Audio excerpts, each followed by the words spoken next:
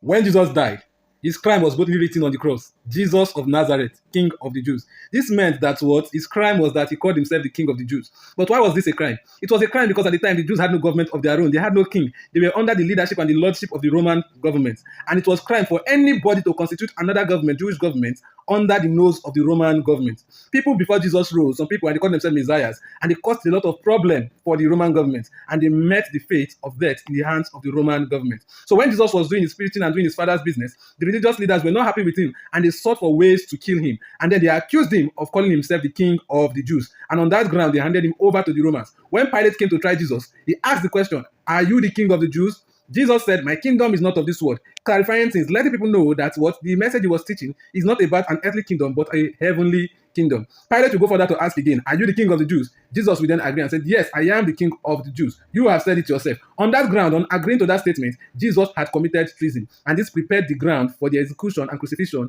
of Jesus Christ. I hope you learned something from this video. See you in my next episode. Until then, do take care of yourself. Ciao.